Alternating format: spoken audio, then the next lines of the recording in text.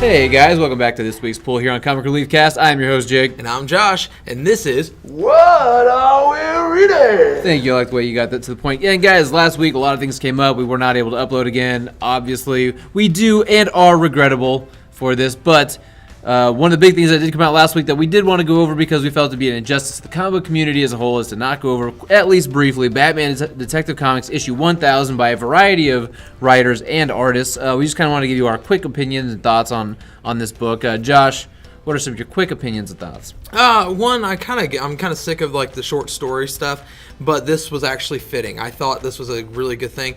With it being a bunch of short stories, there are going to be some duds, some not so good ones, but there are some really good ones in here. Particularly the Kevin Smith one is probably my favorite. After that would probably be the Bendis and Malieve one. Mm-hmm.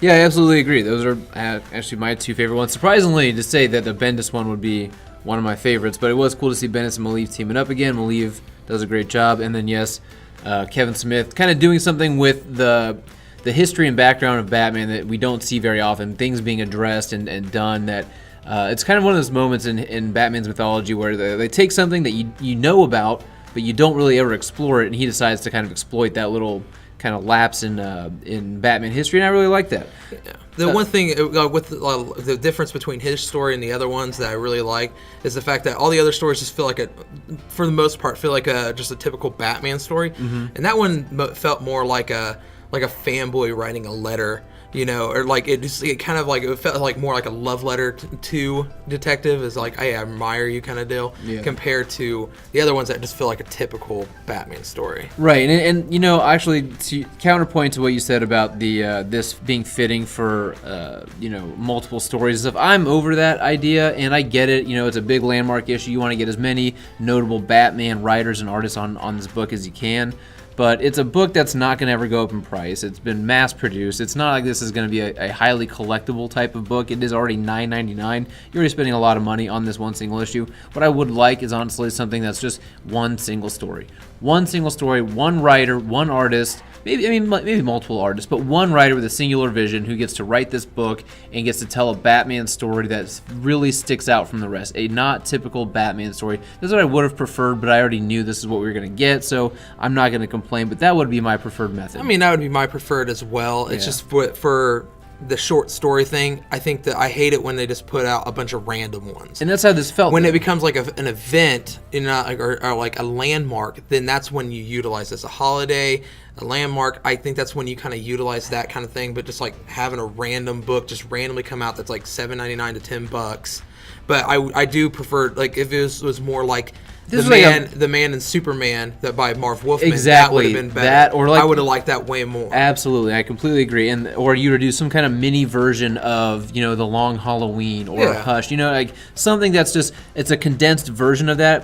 Obviously not a retelling, but it's like it's a new story. It's something that showcases Batman and it kind of brings him back to who he is. Detective Comics is where Batman got to start, but. Anyways, guys, those are our quick thoughts on Detective Comics 1000. Would we recommend picking it up? Yes, if you're a collector, this is something you're definitely going to want in your collection. I will say, pull back the veil a bit, this is not a book that I felt the need to pick up, but that's really more my personal thing with Batman as of late anyway. I'm kind of over Batman. I don't need any more Batman. So I didn't pick it up, but again, there's no shortage of issues. You can go to any comic book store, have them order you pretty much whatever of the decades variants you want, and they're all still in stock. But for me, I'm going to give Detective Comics, out of 5, I'm going to give it a 2.9 boogies. It's not great, especially with the price point. It's a long read, but it's also it's very choppy reading because there are so many writers, there are so many different stories. It's not something that tickles my fancy. I'm actually right there with you. 2.9. My biggest problem with this book is the fact that even though it is a bunch of short stories, the transitions between stories was very confusing. Yeah. They didn't have like a big cover thing kind of like saying like this is the next story, or they didn't have a guideline in the beginning of the book to kind of tell you like this is what story is what and all that stuff. And actually between the last two stories, there are just a couple pages that are just straight up art that look like they should have been variant covers or whatever. Yeah. So you think you got into the back of the book, and then there's one last story, and it was really, really odd. That was a weird choice. Yeah. But all right, Josh is going to move on to Bronze Age Boogie by it's from Ahoy Comics. and the writer is Stuart Moore, and the pencils are done by Pocelli. Yeah, this is actually sent to us, I believe, for free, right? As a yeah. As like a little incentive to, kind of sell it. Ahoy Comics, I decided to give this a read because we really liked Wrong Earth. This just kind of, and I've read the synopsis on this, and it definitely is that kind of thing. It kind of is supposed to be mixing all this nostalgic old 1970s kind of comic kind of deal. You're dealing with like some barbaric stuff. You're dealing with some cosmic time travel stuff, aliens, and it's all dealing in the 1970s. But you're following this girl who's kind of angsty, whose dad is like Conan the Barbarian, and you're dealing with these talking apes who are time travelers. It's just kind of a little crazy, a little fun. Sounds like a mishmash of a lot. Yeah, of it's a mismatch, and that's the way they described the book. For the most part, it was a fun read. I didn't hate it, but I give it probably about 2.9. Okay. Yeah. All right. I'm going to be moving on. Well, we'll both be moving on to Deathstroke issue 42 by Chris Priest and Pegulayan. I don't know. That's a weird name. But this is the Terminus agenda. It's flip-flopped between this and the Teen Titans. This is part 2 of the Terminus agenda. And Josh and I were talking about the Teen Titans, the first part, where we felt like it really felt out of place with the current Teen Titans book, and it's setting this thing up. It just feels very abrupt. I will say this feels like a much better inclusion into that story. I got a lot more out of it. It's definitely setting up and addressing a lot more things going on with Robin and that kind of prison that he set up. There's some stuff going on between Robin and Deathstroke. There's a lot of talking or dialogue bubbles that I don't know who is actually speaking. I think it took me about more than halfway through the book to realize who this all belonged to and how those conversations was actually going. So I might need to go back and actually try and reread it again to see if I pick up anything new out of it. But I will say that this feels a lot more this seems like a better installment than the first part. I do think it's a better installment. There is a lot of things. If you haven't been reading Teen Titans, it might help a little bit to read Teen Titans or catch up on some stuff that happened in Teen Titans before they went with this team. Some stuff that deals with the past of Deathstroke, some stuff that deals in the past with what was going on with Wallace and with Damian. The talk bubble things, yes, it was confusing at times, but I think that was the whole point. You're not supposed to know who it is there for a while. Maybe. That's absolutely possible. I'm going to give Deathstroke number 42 3.1 boogies. I liked it a lot. I liked it more than the part 1. I give it 3.0 boogies. Okay, I'm gonna move on to The Girl in the Bay Part 3 by J.M. DeMatteis and Corin Howell. This is a book from Burger Books and Dark Horse, and it's about this girl. If you guys have been listening, it's about the girl who got killed, and she comes back. She's, for her moments have passed, but apparently for everybody else about 60 years have passed. And she's just trying to figure out who her killer is, and this is devoting a lot more time. This kind of slows everything down, devotes more time to her killer, devotes more time to her trying to connect with her family in the present that don't actually know who she is. And what it really is at the heart of it, though, is it's a mystery book. We don't understand how it's going on. We don't understand how this happened, how the time jump happened, and who some of these new creatures are. If you guys look on that cover, we still don't know who that is, but man, that is one creepy character design, and it's just a creepy character in general. I'm really digging Girl in the Bay. It's only got one more part. It's a 4-issue miniseries. I really recommend it. 3.45 boogies for me. Nice. I read Stiletto by Pal Schmidt. He does the pencils and illustrations. It's from Lion Forge, and this first issue is actually pretty big. It looks like it's going to be in different parts, but it follows these 2 cops that are investigating a double homicide of 2 other cops that were protecting a witness that was about to hit the stand for a crime and everything. They haven't really gotten into details of what that crime is, so I don't know what it is. But it's just kind of it has this really nice TV show like vibe. Like, it reads like a TV show, and it's a big huge mystery. If you like cops and you like homicide murder mysteries, this is definitely a book for you. I give it 3.4 boogies. All right, I'm going to move on to Justice League issue 21 by Zack Snyder and Scott Snyder. Damn it, every time I see Snyder, I just want to say Zack. It just rolls off the tongue. Scott Snyder and Jorge Jimenez. And Josh went over issue 20. I had to catch up on issue 20. Now I read issue 21. I actually think this is the start of a pretty cool story. I have not been a huge fan of Snyder's Justice League so far, but I will say that reading this, it really would behoove you to have read everything from No Fear, Dark Knight's Metal, and everything through Justice League up to this point. I think you would understand a lot more about what's going on in this book, but this is really cool. I'm actually liking this, but I also will admit I am a sucker for characters meeting like an alternate counterpart of who they are already. The crime syndicate, those types of characters. I really like that kind of stuff. So if that kind of thing does it for you, this is an interesting look and actually a very interesting moral dilemma that Snyder puts the Justice League in. It's kind of like, is it ethical or moral to steal food for your family if you can't feed them? They need to eat, but obviously stealing is illegal, but again, it's a basic necessity. You need to eat. It's kind of a moral dilemma like that the Justice League face, and I'm actually very intrigued to see where this goes. Knowing Snyder, it's probably going to unravel in a very unsatisfying way for me, but I want to give him the benefit of the doubt. I have been enjoying Batman Who Laughs, so this book, surprisingly, I'm going to give a 3.6 boogies out of. Nice. I read Rocko's Modern Afterlife #1, written by Anthony Birch and illustrated by Mattia Diamio. And I actually just got this because I had a really cool FOC incentive. It's actually the one that we got covered on the screen. Yeah, it's a great little cover. I thought it was really cool. And I thought I was just going to give it this one-shot issue try. And surprisingly, laughed at it as a kid, still laughing at it now. Issue was really cool. I mean, it's kind of goofy. It's cartoon. It's made by Kaboom, so this comic book is made by Kaboom, so it's supposed to be kind of for kids. But it was very cool, and it had a lot of humor that adults could appreciate as well. I give this one 3.7. Oh, wow. Boogies. I enjoyed it. Maybe just because it was nostalgic, but I enjoyed it. All right, we're moving on to Green Lantern issue 6 by Grant Morrison and Liam Sharp. So you guys can tell there's a great Matina cover up there on the that we threw up for you. That's not Matina? No, it's oh, you're right. It's right there on the cover. My bad. It looks a lot like a Matina cover. It does look that realistic digital art kind of thing. Yeah, but anyway, so if you guys read the last issue 5, I thought was actually a great installment. I think it really pulled a lot more readers back in because I think a few people were already thinking about jumping off this series. It is Grant Morrison after all.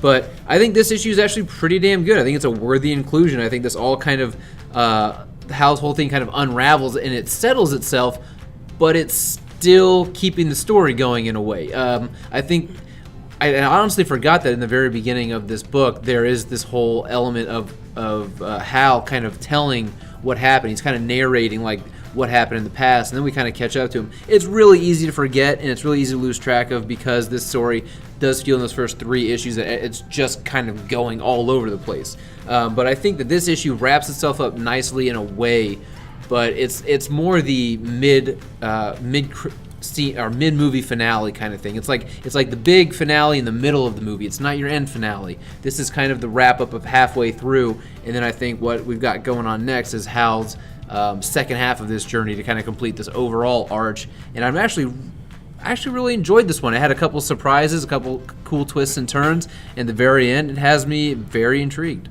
I enjoyed it. I didn't enjoy it near as much as I did the last issue. No, I wouldn't say I would. The only thing that the main thing that disappoints me with this is after the last issue, I wish that idea of him being an undercover like agent, Black Star. Yeah, Black Star.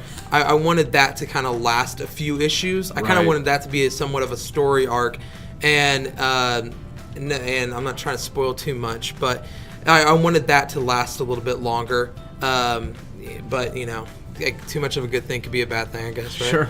But I dig this book. I'm really, I think there's a part of me that really wants this to be good, so I'm kind of clinging on to that hope. Yeah. But for me, this issue, if I'm trying to remain objective, I do have to give it a 3.25 boogies.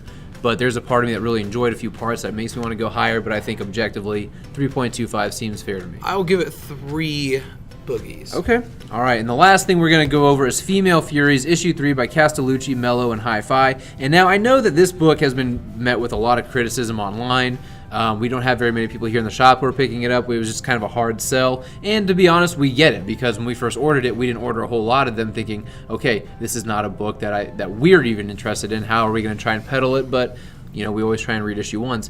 This issue is the weakest link of the bunch so far, I think, and that's because there's a lot of things that are happening in a dreamscape early on in the issue. About halfway through, it finally kind of gets its footing and takes off, and the story really continues from there. Again, some revelations kind of come to light, and I think it's some really good stuff. It can be very hard hitting. It's got some really good commentary. I think it feels very relevant to today, just in general. But I will say, to me, this is the weakest of the 3 issues so far. I agree, and I think it's mostly just because there's this whole dreamscape kind of like thing going on in the beginning of the book, and I feel like it lasted a little too long. If they kind of like, and then when you got to the part where it starts hitting really good, and it's being really good, and you're getting back to where you're normally at with the other issues, it feels a little rushed at times because this is only a 6-issue miniseries, so they have a lot to fit in within the 6 issues, and they spend too much time on this dreamscape thing. I agree. And so it is the weakest link, but I know a lot of people are really hating on this series. I really enjoy it. Even with this being a weakest link, I still enjoy it. I'm still not regretting picking this series up. I still enjoy it. Yeah, I'm with you.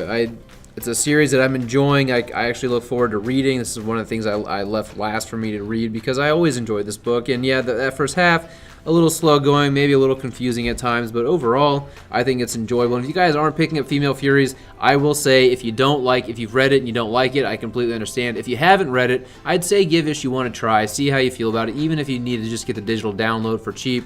Check it out. I think this is one of those books that is going to go horribly under the radar, but it also, in a weird way, feels like a cool prelude reading companion to Tom King's Mr. Miracle at the same time. A little bit, yeah. So I will say, I mean, yeah, I understand why some people don't get it. My girlfriend, she read it. She liked it, but she didn't want to continue reading any more of it. I feel like a lot of people have these arguments of why they don't like this series. But it feels a lot like why people didn't like Identity Crisis. Yeah, it's just like, Darkseid's not supposed to be misogynistic, but Darkseid's a villain, so why does that matter if he wants to destroy everything? Just stupid little theories like that. He's capable of genocide, but misogyny, that's too far. Yeah, when you go misogyny, it's too far. He can kill a woman, but he can't, degrade them. Yeah. But all right, with Female Furies issue 3, I am going to give this issue 2.8 boogies. Again, still liking it, but it is my least favorite of the 3 so far. Broken record. I'm still on 3 boogies. I'm just on 3 on everything. I'm lukewarm to everything. Yeah, we're gonna pull back the veil a bit. We were trying to figure out how to get this on some more podcasting sites. We wanted to try and get on Stitcher, iTunes, Spotify, that kind of thing. And it's a real pain in the ass, as we found out. So before we recorded, we were trying to do all that, figure it out, because we wanted to get it on more platforms, and that's just a real pain, and we don't think we're going to do that. We wasted too much time. We wasted a lot of time. We're a little negative and sour about it, but guys, that is all we've got for you for the DC and the independent stuff. Definitely be on the lookout on the channel. There should also be a Marvel one up. Check that one out. War of the Realms came out this week. Should be a fun time. Definitely give that a listen. But like, share, subscribe, comment, all the stuff, all that nonsense. You guys know what to do. We appreciate you listening, and we will see you in the other video, or we will see you next week.